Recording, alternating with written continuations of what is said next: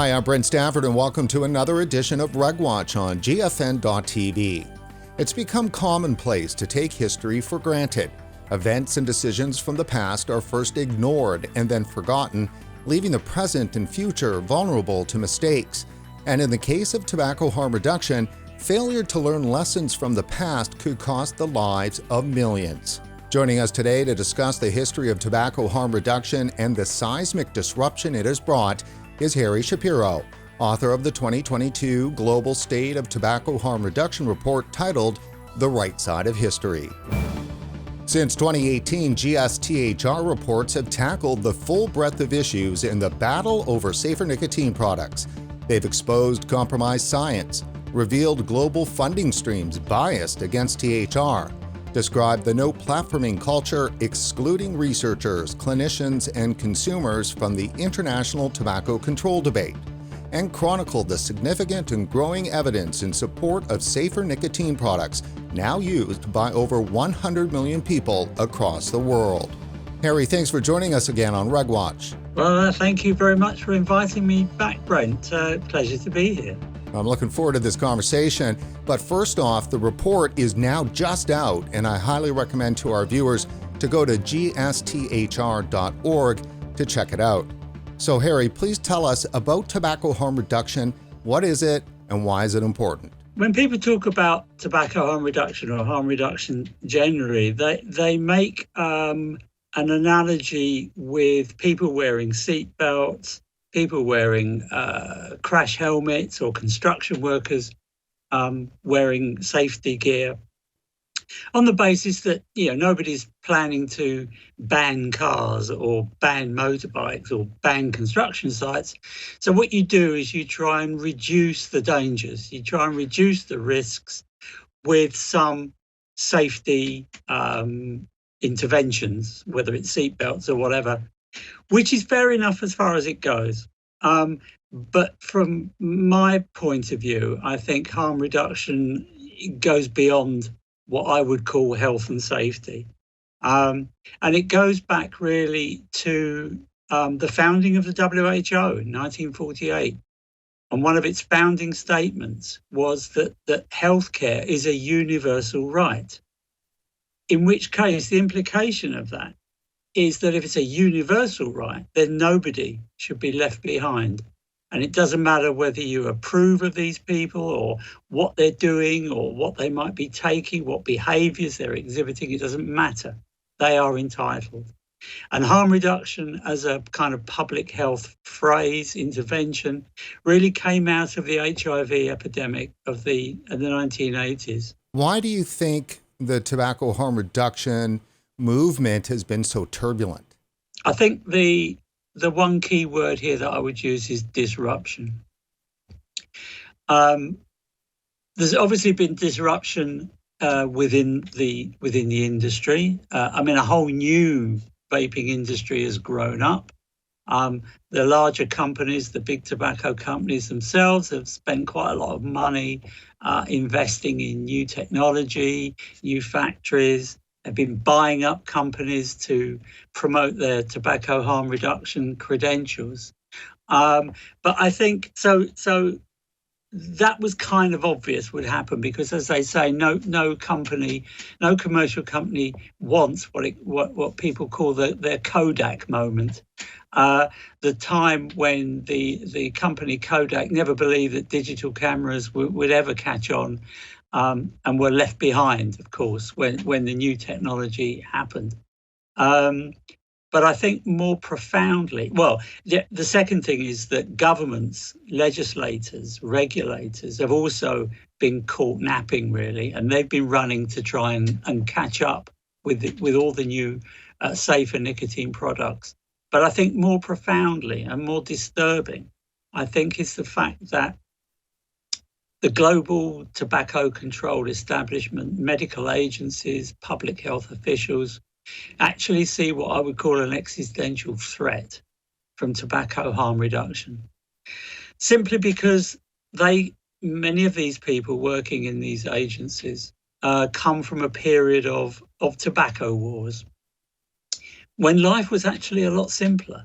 It was very black and white. You had evil tobacco companies with their dangerous products that kill half of the people who use them on one side, and the doctors and clinicians and public health workers on the other side. You know, the angels on one side and the devils on the other. Trouble is, of course, that the safer nicotine products have allowed a much, much safer use of nicotine once taken out of the cigarette. And that's caused, you know, a huge mist, a huge grey area in the middle somewhere where, you know, people's careers, their reputations, their funding have all been based on this insurmountable war with the tobacco industry. Do you think then that there's this tobacco control industrial complex? Are you speaking of an entire, you know, coordinated and integrated industry that includes researchers and universities and public health people at state, national, and global levels? I think it is. I mean, obviously, one, you know, begin to sound like some conspiracy theorist, but it's quite clear that you have the WHO, you have, you know, American medical and public health agencies, you have doctors and health ministries all over the world that buy into the idea that tobacco harm reduction, that these products are no safer than cigarettes and may even be more dangerous. And of course, weaving it all together is some significant philanthropic funding, which is keeping this whole juggernaut, really, of opposition to tobacco harm reduction just turning over and over and over. And it gives me no pleasure, really, to be criticising an agency like the WHO, who are obviously a very credible and well-respected source of information across the whole landscape of communicable and non-communicable diseases. But they've really failed in their leadership in relationship to trying to reduce death and disease from smoking, which takes 8 million people every year. And still, 30 years on, the projected figure of 1 billion deaths by the end of the century has not been challenged.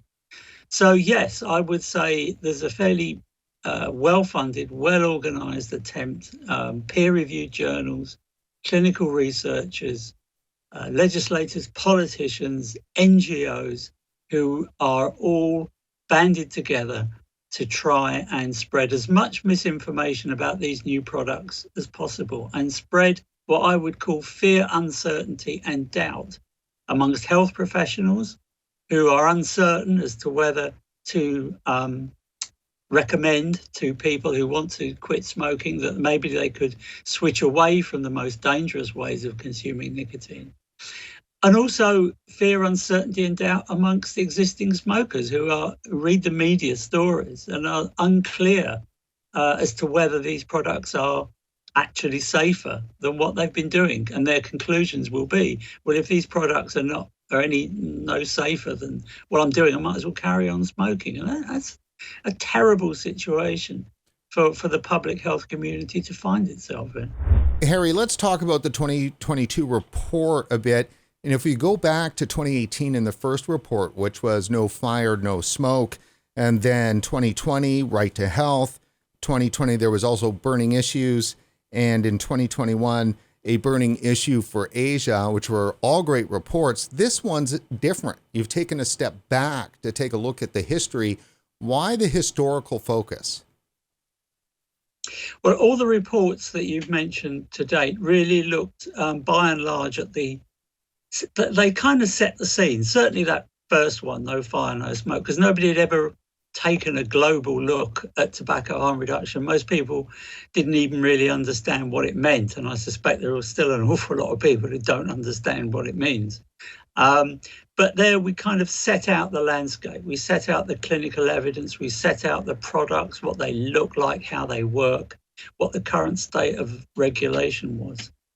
And then when it came to the next set of reports, it was quite clear, and we've already referred to this, that there was a concerted opposition to tobacco harm reduction, and we needed to unpick that.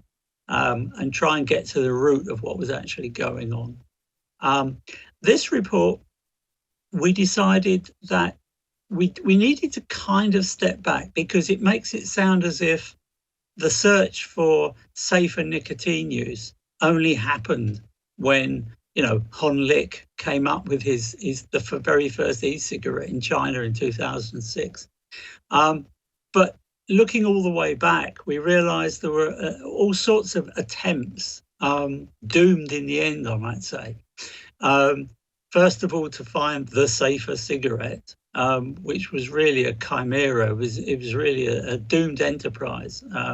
But all the different attempts to have certain sort of filters and all the things that tobacco companies were trying to do, actually already in the knowledge that they were probably wasting their time, but it was good PR. And then really a kind of hidden history about the attempts to provide non-combustible products. BAT, Philip Morris, and others were in the game to try and find a way, because they knew that people smoke for the nicotine, but they die from the tar. So how do you make cigarettes safer?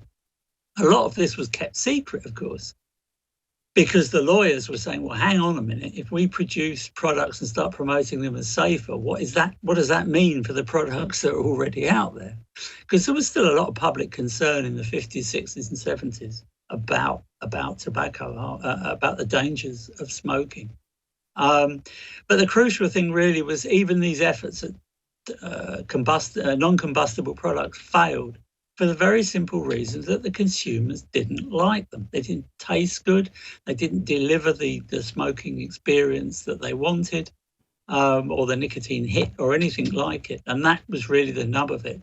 So despite the millions of pounds that were spent, they couldn't find the right products. But then the other kind of untold story really takes us more into the sort of the early noughties and onwards. That really a lot of what happened in the vaping world was consumer driven. Thanks to the internet, there were people exchanging information and ideas. People were actually making their own products, and that really resonates with me, because it's similar really to what was happening in the drugs and HIV world back in the 80s. That people were feeling empowered. They felt they had agency and needed agency to try and protect people around them, themselves and their friends, and so on. And that's kind of what happened in the very early days when people were hearing about these products. What's this? How does it work? And there were new websites and chat rooms and people saying, well, I could do better than this. And they often went to their own shed at the bottom of the garden and actually did produce products that were better. And then eventually, of course, the industry itself began to take off. And we reflect that story, what happened in China, what happened when the big companies woke up to the fact that from about 2012 onwards. So I think also what the history shows, and this goes back centuries, that there are certain things that you do that don't work. So initially, there were across Europe and other countries, there was an attempt just to ban tobacco because it was felt to be morally repugnant. And there was quite serious punishments for people who smoked or sold the tobacco. And then kings and monarchs realised that they actually needed the tax from tobacco because they were fighting some ruinously expensive wars, and their treasuries were being emptied. So then they introduced tax, but they introduced tax at such a level that ordinary people can't afford it. And so what happens then? You get the illicit market. And this was going on in England centuries ago. Coming more up to date during this period of trying to find the safer cigarette, there were attempts to produce cigarettes with kind of little or no nicotine in them, because people understood, or misunderstood, I should say, the fact that it was the nicotine that was the most dangerous element in the cigarette, when of course it was actually probably the most benign element in the cigarette. And And so there was a kind of, as enthusiasm for nicotinizing cigarettes, which of course has come back into fashion. The idea that, again, it will be a disappointment. The idea that people will give up smoking because all they can buy is cigarettes with little or no nicotine in them. They will find workarounds, and the illicit market, which is already booming, is testament to the fact that people will find a workaround. If you produce products they don't like or they're too expensive. The title of the 2022 report is The Right Side of History.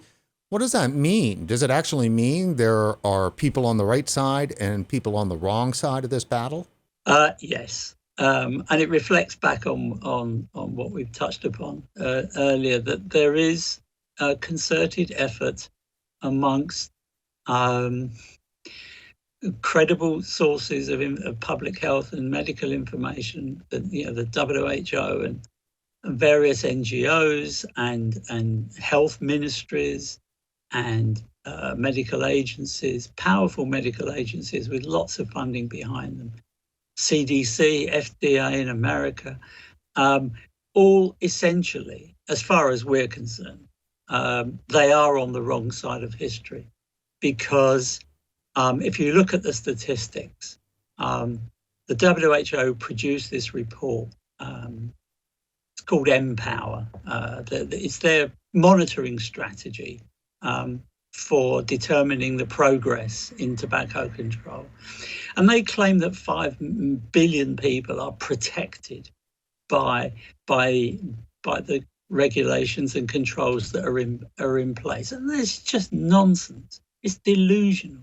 How can 5 billion people be protected when 8 million people are dying? And that was a forecast some years ago that a target we would hit by 2030, but we're already there, and that is not a target to be an achievement to be proud of. And millions of people are going to die, and there's been research that's shown that the Framework Convention on Tobacco Control and all the various perfectly reasonable attempts to control tobacco use that are in place, the public smoking bans, the plain packaging, the warnings, and all the rest of it, are making just a dent, or hardly a dent, in these terrible mortality statistics of illness and death. Because smoking-related diseases, it's the most preventable non-communicable disease. The emphysema, the cancer, the COPD. Nobody would suggest that these products are going to wipe out all of these problems, but it's what we call a third wave. So we're not trying to suggest to anybody that they stop with all their current tobacco control interventions and laws and policies, but they're clearly not working. And if it's this old thing about if you're digging a hole and you're not getting anywhere, stop digging. And I think it's twofold. I mean, you might say, well, why is there this opposition? There is this, this whole idea of the tobacco wars and stuff. So one thing about this is that people are still mired in the idea that you can't trust big tobacco, that there must be something going on here. And you can't trust what they say. And of course, in the past, you couldn't. There was all kinds of kind of lies, misinformation, misdirection, and all the rest of it back in the day. But it's quite clear that the independent evidence shows that these products are substantially safer. 95% say Public Health England. And to be perfectly honest, speaking personally, I couldn't give a damn who's making these products. If Toyota decided to make vaping devices, great. I'm not really bothered who's making them, as long as the products are out there and people can afford them and they're accessible. The other thing that's going on here under the radar, I suppose, is a moral objection to people using nicotine. Before, the fact that nicotine was wrapped up in a cigarette and causing all this damage meant it was easy to condemn smoking because it killed people, still does kill people. But if you take the nicotine out of the cigarette, you've got a whole different ballgame. You've got a product which, according to a chemical rather, according to the UK Royal Society of Public Health, is no more dangerous than caffeine. So unless you've got a serious heart problem, in which case you shouldn't be drinking caffeine either, there really is very little physical or psychological problems associated with using nicotine. But from something like 2014, 2015, the WHO put a paper out, a kind of background paper for the delegates to the Framework Convention on Tobacco Control. And they quite openly said in this document that medicinal use of nicotine is acceptable. In other words, nicotine replacement therapy, gums, lozenges, and patches. Recreational use of nicotine is not acceptable. Without any, explanation or anything. It was just a bold statement. And that, to me, is bringing kind of an ideology and morality into public health where it shouldn't be. So it's suspicion of the industry, despite all the independent evidence, and a moral objection to people using nicotine, even if it is actually not doing them any harm. And many, of course, will benefit from using nicotine in all sorts of different ways. In my mind, it's hard not to see that then as being that the WHO is not interested in allowing individuals to enjoy small pleasures. I mean, it's an individual pleasure, that use of nicotine, and they're saying unless it's a medical use in a non-pleasurable manner, you're not allowed to do that. Well, yes, I mean, that's absolutely right. There can be no other explanation for their position. I mean, they talk about, there are lots of, when these products first became available, it was going to be like, oh, well, it will lead young people to smoke. Well, no, it didn't. I mean, you got to look in the USA, the FDA's own statistics on smoking to show that teen smoking is coming down. Vaping has made no difference to those figures. In fact, even vaping is beginning to tail off slightly. I think it went up a little bit and then it dropped down again. And then it's like, well, vaping causes brain damage in young people, which is, gobsmackingly inaccurate. If nicotine caused damage to young people's brain development, I think we'd have known about it by now after decades of tobacco research. Well, not to mention that there would have been a boatload of lawsuits decades ago on the issue. Yeah, absolutely. So, there are plenty of lawsuits aimed at the tobacco industry, but none that specifically kind of related to that. It's a problem you get when you start trying to regulate or do something about non-communicable diseases. Because when you've got things like communicable diseases, you've got malaria, Ebola, COVID, all the rest of it. Then you need, obviously, medical intervention. You need, nobody thinks it's a good idea to have malaria. You want vaccines. You want a robust treatment system to deal with it. And it's an entirely medical condition. When you're talking about non-communicable diseases, it begins to drift into lifestyle choices. When you start talking about smoking, drinking, eating, diabetes and obesity and things like that, it begins to shift into more about trying to control lifestyle. And there's a danger then that there's a kind of moral agenda begins to creep in about what behaviours are acceptable and what behaviours are not. And I think that's where nicotine has found itself in relationship to the WHO and its various kind of NGO, medical and public health allies. Harry, we just had Moira Gilchrist on the show, and she's from Philip Morris International, and PMI has made a commitment to transitioning at least 50% of their business to reduce risk products by 2025.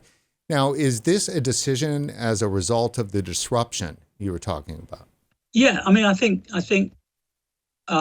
it's a recognition. Like you said in your introduction, we've got over 100 million people using various safer nicotine products, whether that's vaping, whether that's heated tobacco products or various oral products. So yes, there's a recognition that there is a growing market for these products, and I think it's perfectly understandable that companies would want to move in that direction. I mean, PMI have just negotiated the takeover of Swedish Match, and so therefore they will be adding snus to their harm reduction portfolio, which will greatly, I suspect, accelerate their aim of increasing their range of products that are smoke free. Unfortunately, the progress is patchy. Not least, of course, because tobacco cigarettes are still, total global value something like 800 billion. As far as all these new safer nicotine products, I mean, the analysis differs, depends how you count it, but it's at least a market worth 25 billion at the moment, if not more. So it's still relatively small, but people, they want skin in the game. But the other thing, of course, which is slowing progress, is concern in companies about regulation and control, because you've got governments around the world that have banned these products, or banned some of them, or imposed very high taxation, or have been talking about banning flavors, and various ways of making it really difficult for these companies and their investors and shareholders, I think, to be convinced that they need to put a huge amount of effort into these products. I mean, everybody's doing something, but one or two companies like PMI, and also I think BAT, are kind of ahead of the game and leaving some of the others in the dust. What do you hope readers of this report will take away? I think people should realize that the opposition to tobacco harm reduction is actually incredibly damaging to public health globally, particularly in lower and middle income countries where most of the death and disease occurs, and where most of the smoking happens. I mean, it's one of those kind of hidden in plain sight, really.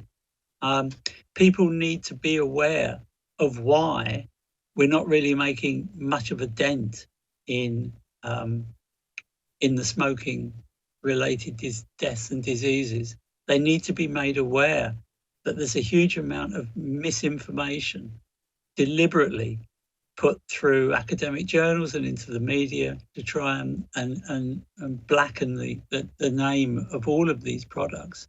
And I have to say, it's working. It's not a good thing to be able to say, but it's actually working. The triumph of doubt, backed by the science of deception, is doing the job it's set out to do. So even in the UK, where these products are readily available, with the exception of snus, which one hoped would be reversed since the UK left the European Union, but the government doesn't seem to be minded to do anything about that at the moment. But even in the UK, perception of the dangers, the perceived dangers of vaping over cigarettes, the perceptions are getting worse. And certainly in other countries the same. There's still a huge chunk of the medical profession that believe nicotine causes cancer. I mean, this is basic ignorance, really. It's nicotine illiteracy. And so what we hope is that people will read this and take away the notion, or because we've underlined it in everything we've done. We've said it in reports, in conferences, in speeches, in interviews, and it's a message we have to keep hammering home. The battle that people in the tobacco harm reduction community face, whether they're consumers or researchers or public health people, is that the disinformation campaign that's underway, its get out of jail free card is just to say, oh, well, you're all big tobacco shills. You're all in the pockets of big tobacco. So of course you would say that these products are much safer. And I turn around and say, well, look at the bloody evidence. Public Health England, National Institute of Clinical Accidents, the British Medical Association. Even the FDA have started to give market approval to some of these products. New Zealand government has taken a reasonably pragmatic approach to these. So, and there are countries in the Far East that are considering, liberalising some of their rules and regulations about these products. So, this is outside the realm of big tobacco science. The evidence is there. The latest report from the UK government, 8,000 pages long, reiterates the same thing they've been saying, since the first reports a few years ago, that these products are demonstrably safer. One of the things that struck me, Harry, about the report is such a strong focus on the consumer and how the consumer drove the development of this. And I get the sense that part of that focus is to try to take activists' focus on big tobacco a little off and try to go, hey, look, this is a consumer-driven movement. Consumers are completely written out the script of negotiations and strategies and policies. So if you make a comparison with COP27, there are 40,000 people in Sharm el-Sheikh, stakeholders from every conceivable viewpoint. When the tobacco control establishment get together for their COP meetings, the whole thing is completely regimented. Media are kept out, consumer activists are kept out. The only NGOs allowed in are the ones who follow the party line, and so there's no meeting in the middle. There's no attempt to engage with the people who use these products, because the tobacco controlled establishment doesn't want them to use these products. They just don't want them. So, what's the point of engaging with these people? Because we don't even want them to be doing this in the first place. What brings about a change in all of this? I don't know. But I think, and this bit isn't in the report, but it's something I intend to say when we actually launch the report. If there was one thing that could help speed this process up, is if the WHO actually came clean. They don't have to go away for 5 years and produce a 10-volume report. All they need to do is produce one press statement that says, okay, we've now had another look at all the evidence, and we are prepared to state that these products are significantly safer than smoking. 1, 2, that they do actually help smokers switch away from smoking cigarettes to a safer, and also the evidence is that they will help some people quit altogether. And the third point is that they should be encouraging member states to enact risk proportionate legislation. So, in a sense, do what you like to cigarettes, but make these other products accessible to whoever wants them, and then you can leave it to the market to decide, price points, what particular product is most acceptable for what particular part of the world.